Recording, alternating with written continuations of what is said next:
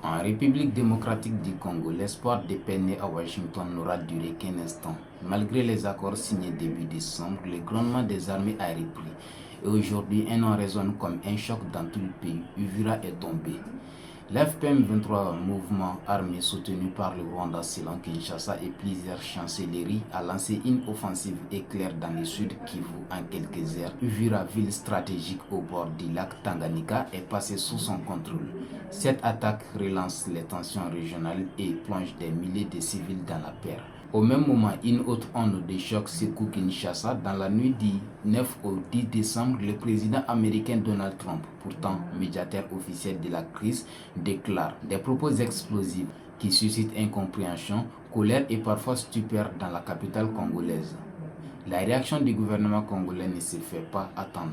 Pour Bruxelles, l'heure est venue que les garants des accords de Washington, les États-Unis, s'imposent enfin. À New York, l'ONU s'est réunie en urgence ce 12 décembre.